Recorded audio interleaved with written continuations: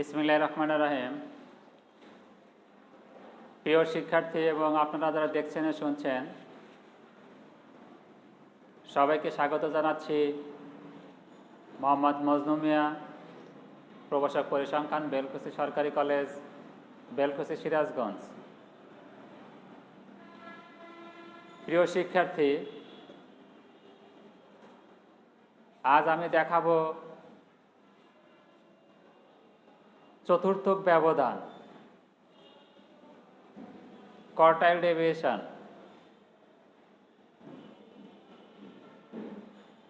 আজকের পাঠ শেষে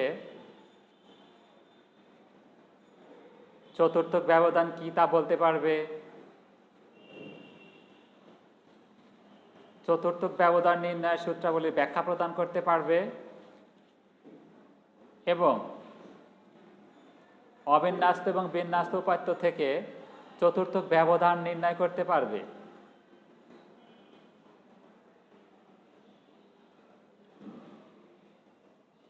আমার আজকের আলোচনার বিষয় চতুর্থক ব্যবধান,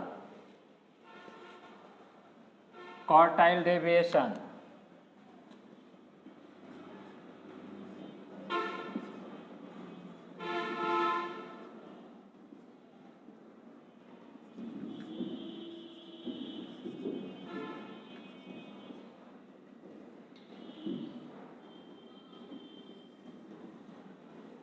কোয়ার্টাইল ডেভিয়েশন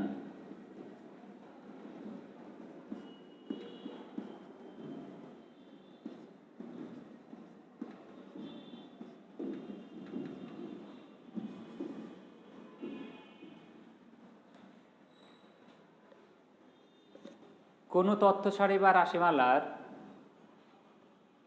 তৃতীয় থেকে দ্বিতীয় এবং দ্বিতীয় থেকে প্রথম চতুর্থকের ব্যবধানের গড়কে বলা হয় চতুর্থক ব্যবধান। অর্থাৎ কোনো তথ্য সারি বা রাশিমালার তৃতীয় চতুর্থক থেকে দ্বিতীয় চতুর্থক বাদ দেব এবং দ্বিতীয় চতুর্থক থেকে প্রথম চতুর্থক বাদ দিয়ে বা বিয়োগ করে এই দুইটা ব্যবধান বা বিয়োগ ফলের গড় নির্ণয় করব। দুইটা ব্যবধান যোগ করে 2 দ্বারা ভাগ করলে যে ভাগফল পাওয়া যাবে তাকেই বলা হবে চতুর্থক ব্যবধান, কোয়ার্টাইল ডেভিয়েশন। কোয়ার্টাইল ডেভিয়েশনের কিউটি দ্বারা চতুর্থক ব্যবধান প্রকাশ করা হয়। তাহলে সবাই একটু খেয়াল করো, চতুর্থক ব্যবধান কিউডি, কিউডি ইকুয়াল টু হবে third quartile minus second quartile plus second quartile minus first quartile divide by 2। অর্থাৎ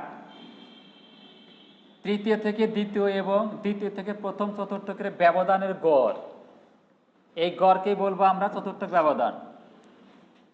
তাহলে QD equal to Q3 minus Q2 plus Q2 minus Q1 equal to, যদি সরল করা হয় তাহলে কি হবে দেখো, Q3 minus Q2 plus Q2 minus Q1 divide by 2 equal to Q3 minus Q1 divided by 2। অর্থাৎ কোনো তথ্য সারি বা রাশিমালার তৃতীয় থেকে প্রথম চতুর্থকের ব্যবধানকে 2 দ্বারা ভাগ করলেই যে ভাগফল পাওয়া যাবে তাকে বলা হবে চতুর্থক ব্যবধান। এখন প্রশ্ন হলো, অবিন্যস্ত এবং বিন্যস্ত উপাত্তের ক্ষেত্রে আমরা কিভাবে কোয়ার্টাইল ডেভিয়েশন বা চতুর্থক ব্যবধান নির্ণয় করব?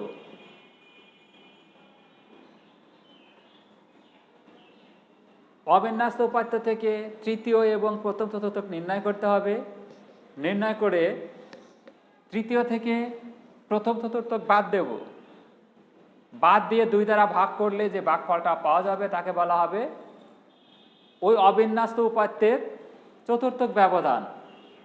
আর নিশ্চয়ই তোমাদের মনে আছে, অবিন্যস্ত উপাত্তের ক্ষেত্রে প্রথম চতুর্থক Q1 equal to 1 into n plus 1 divide by 4তম পদের মান। এততম পদের মান। এই সূত্রের সাহায্যে আমরা কি করব, ফার্স্ট কোয়ার্টাইল বা প্রথম চতুর্থক নির্ণয় করব। অনুরূপভাবে Q3 নির্ণয় করব। Q3 equal to 3 into n plus 1 divide by 4তম পদের মান। অবিন্যস্ত উপাত্তের ক্ষেত্রে first quartile Q1 equal to 1 into n plus 1 divide by 4তম পদের মান এবং third quartile Q3 equal to 3 into n plus 1 divide by 4তম পদের মান। এখন কোনো রাশিমালায় 10টা মান দেওয়া আছে, 10টা মান এলোমেলোভাবে দেওয়া আছে। মানগুলোকে আমরা কি করব, মানের ঊর্ধ্বক্রম অথবা নিম্নক্রমে সাজাবো। সাজানোর পরে first quartile Q1 equal to কত হবে, যে 1 into n plus 1 divide by 4তম পদের মান, n ইকুয়াল টু হবে 10, 1 ইন্টু 10 প্লাস 1 ডিভাইড বাই 4তম পদের মান 3/4তম পদের মান। এটা দ্বারা আমরা কি বুঝি দেখো, 3 সমস্ত 3/4তম পদ, অর্থাৎ দেখো 3তম পদ নিলে কি হবে, কম নেওয়া হবে, আর 4তম পদ নিলে কি বেশি নেওয়া হবে। তাহলে 3 সমস্ত 3/4তম পদের মান কত হবে দেখো, 3তম পদের মান, 3তম পদের মান কত, এখানে 3তম পদের মান 1 2 3 9 প্লাস 3/4 অংশ কার, 4তম পদ ও 3তম পদের বিয়োগ ফলে 4তম পদ 10, 3তম পদ 9 ইকুয়াল টু হবে কত, 9 প্লাস 3/4 ইন্টু কত 1, 9 plus 3/4 equal to 9 plus 0.75 equal to 9.75। ঠিক আছে শিক্ষার্থীরা, তাহলে দেখো এই যে অবিন্যস্ত উপাত্ত আছে, অর্থাৎ 10টা মান দেওয়া আছে, এই 10টা মানের first quartile Q1 equal to কত, 9.75। ঠিক আছে শিক্ষার্থীরা, এখন আমরা কি করব, থার্ড কোয়ার্টাইল Q3 বের করব। দেখো third quartile Q3 equal to 3 into n plus 1 divide by 4তম পদের মান, 3 into n plus 1 divide by 4তম পদের মান। তাহলে এটা ইকুয়াল টু কত হবে, 3 ইন্টু 10 প্লাস 1 ডিভাইড বাই 4তম পদের মান ইকুয়াল টু দেখো হবে Q1 ইকুয়াল টু 9.75 আর Q3 ইকুয়াল টু কত হবে দেখো, Q3 ইকুয়াল টু হবে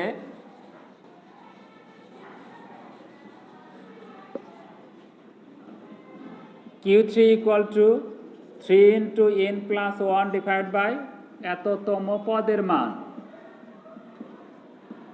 পদের মান।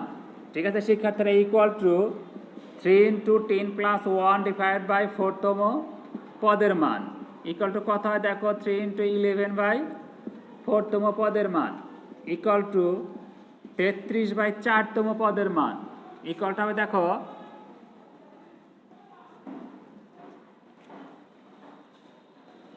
8 সমস্ত 1/4তম পদের মান।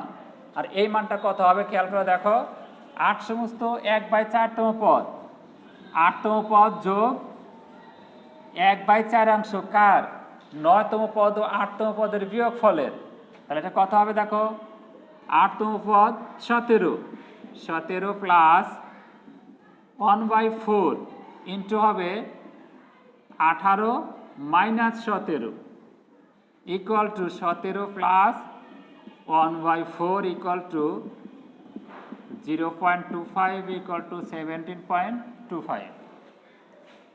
ঠিক আছে শিক্ষার্থীরা, তাহলে এই যে 10টা মান দেওয়া আছে এখানে, এই 10টা মানের প্রথম চতুর্থ Q1 ইকুয়াল টু 9.75 এবং তৃতীয় চতুর্থ ইকুয়াল টু 17.25। তাহলে QD quartile deviation,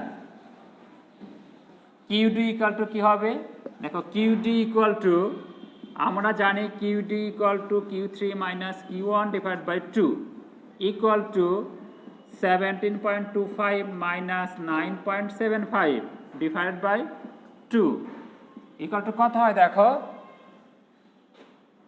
0 5 7 7.50 7.50 divide by 2 equal two 3.75। অর্থাৎ এই যেখানে 10টা মান দেওয়া আছে, এই 10টা মানের কোয়ার্টাইল ডেভিয়েশন, চতুর্থক ব্যবধান, এই অবিন্যস্ত উপাত্ত বা এই যে 10টা মান দেওয়া আছে, এই 10টা মানের চতুর্থক ব্যবধান quartile deviation QD equal two 3.75।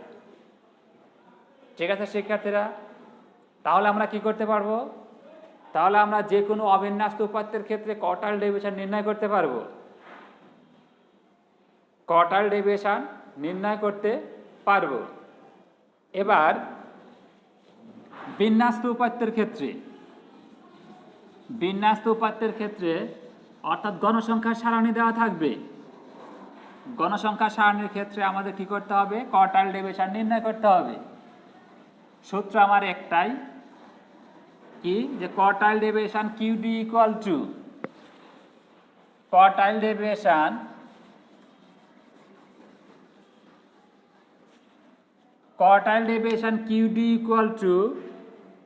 QD equal to Q3 minus Q1 divided by 2, যেখানে Q1 equal to প্রথম চতুর্থক এবং Q3 equal to তৃতীয় চতুর্থক।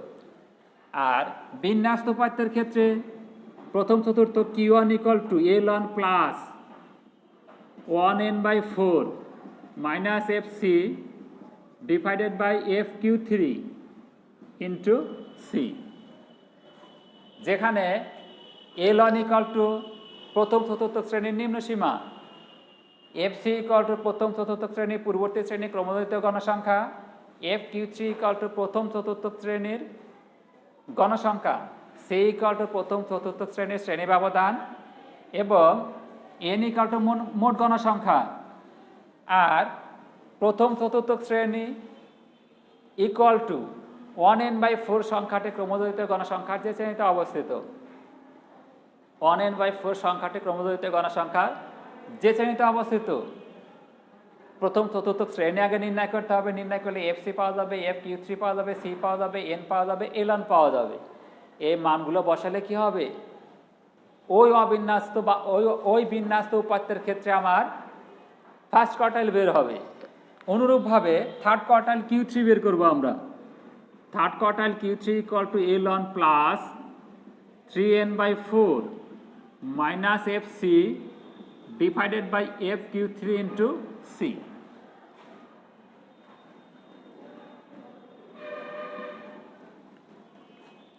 ঠিক আছে শিক্ষার্থীরা, যে third quartile Q3 equal to L1 plus 3n by 4 minus FC divided by FQ3 into C, যেখানে L1 equal to তৃতীয় চতুর্থ শ্রেণীর নিম্ন সীমা, FC equal to তৃতীয় চতুর্থ শ্রেণী পূর্ববর্তী শ্রেণী ক্রমদৈর্ঘ্য গণসংখ্যা, FQ3 equal to তৃতীয় চতুর্থ শ্রেণী গণসংখ্যা, C equal to তৃতীয় চতুর্থ শ্রেণীর শ্রেণী ব্যবধান, N equal to মোট গণসংখ্যা এবং তৃতীয় চতুর্থ শ্রেণী equal to 3n by 4 সংখ্যাটি ক্রমদৈর্ঘ্য গণসংখ্যা যে শ্রেণীতে অবস্থিত। এই সূত্রের সাহায্যে আমরা কি করব? আগে তৃতীয় চতুর্থ শ্রেণী বের করব। বের করলে FC পাওয়া যাবে, FQ3 পাওয়া যাবে, C পাওয়া যাবে, N পাওয়া যাবে, L1 পাওয়া যাবে। এই মানগুলো বসিয়ে Q3 নির্ণয় করব। Q1 এবং Q3 নির্ণয় করার পরে এই সূত্রের মধ্যে আমরা বসাবো কি যে QD equal to Q3 minus Q1 divided by 2। ঠিক আছে শিক্ষার্থীরা, এই সমীকরণটা ব্যবহার করে তখন আমরা বিন্যস্ত উপাত্তের ক্ষেত্রে QD নির্ণয় করব। আশা করি তোমরা এখন বিন্যস্ত এবং অবিন্যস্ত উপাত্ত যে কোনো উপাত্তের ক্ষেত্রে QD নির্ণয় করতে পারবে। প্রিয় শিক্ষার্থী, আজ আর নয়, আমার আগামী ক্লাস দেখার আমন্ত্রণ জানিয়ে আজকের ক্লাস আমি এখানে শেষ করছি। ধন্যবাদ সবাইকে।